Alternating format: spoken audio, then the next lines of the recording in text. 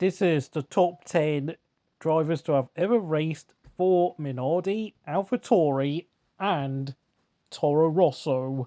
Of course, a small Italian team based in Firenze, Italy. They started racing in F1 in 1985, with, of course, Giancarlo Minardi starting this team.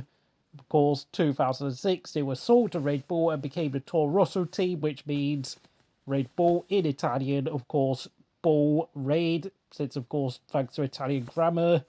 Then, of course, in 2020, the team was renamed to AlphaTauri due to, of course, Red Bull wanting to promote its own clothing brand.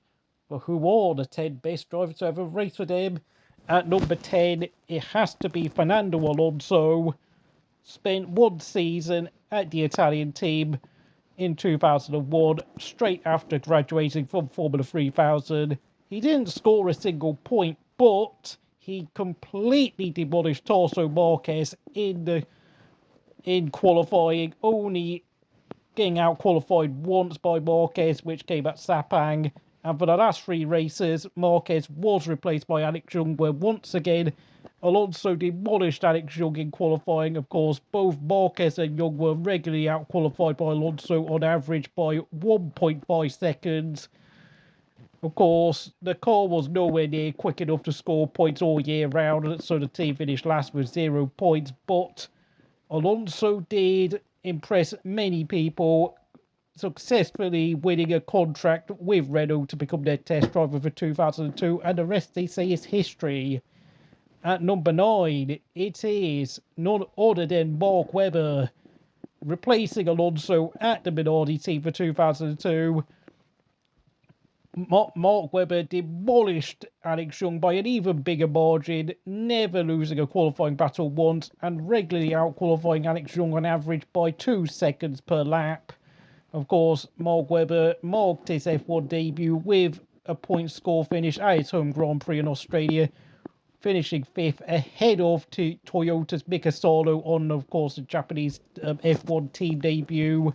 And this indeed won Mark Webber a full-time race contract with the Jaguar team for 2003. At number 8, it is the very underrated Christian Fittipaldi, the nephew of double world champion Emerson Fittipaldi and the son of Wilson. Christian scored 6 points with the Italian team during the early 90s, and he would go on to drive for Footwork, where once again he would also score 6 points, but decided to leave F1 to go to IndyCar racing for 8 years, where he would go on to win 2 races with Newman Haas. But during that time he was unlucky again with breaking his legs twice, and since then he has had to move on to sports car racing, where he's won many championships and the Daytona 24 Hours. 7th place, it is Minardi's Mr. Reliable, Pierluigi MARTINI, driving for the team for on and off for a decade between 1985 to 1995, spending his peak years with the team, regularly scoring them points, and of course helping the team finish 7th twice in the constructors' standing during that time. But whilst he did go on to lead a lap during the 1989 Portuguese Grand Prix and grab a front row finish a year later, thanks to, of course, the use of Pirelli tyres the team used back then, neither Martini nor Minardi ever achieved a podium finish. At number 6, it is Danill Kvyat, driving for both Toro Rosso and AlphaTauri, scoring a podium at the 2019 German Grand Prix. Of course, he was unlucky to find himself demoralised in 2016 when he returned back to the Italian team after his spell at Red Bull, but found himself demolished by Carlos Sainz. He took a year out during 2018 to recover his psyche, but in between impressive performances such as his drive to 3rd place at 2019 Hockenheim and of course 4th place at 2020 Imola, he was never the most consistent, and he was known for a big crash and some worrying errors, which meant he would be forced to leave F1 at the end of 2020. And of course the invasion of Ukraine has probably also put an end to his career, so it's not entirely his fault, to be honest.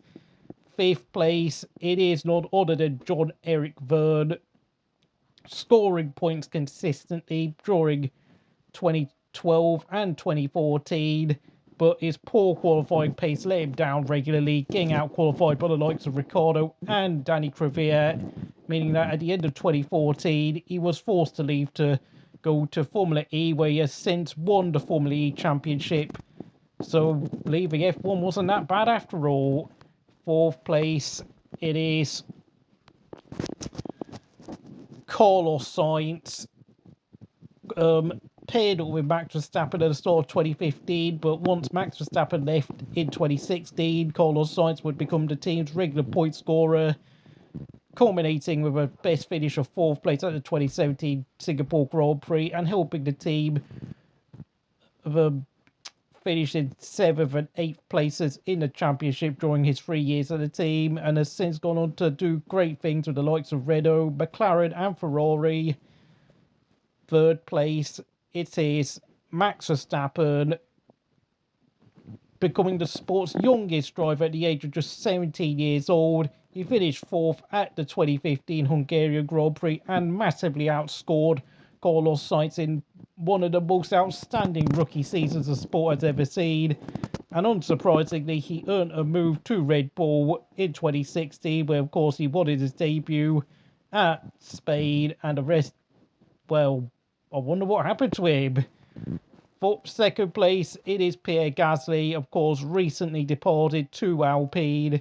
Pierre Gasly won the 2020 Italian Grand Prix, of course, in front of no fans, but joking aside, he took a podium finish at 2019 Brazil and another podium at 2021 Baku, amidst many impressive performances for the Italian team. But of course, the reason why he did score so many points came from the fact that he was dumped by the Red Bull senior team after that brief spell in 2019. But Gasly, despite a tricky 2022 season, has done enough to earn second place here. And at number one, it is none other than the recently retired Sebastian Vettel.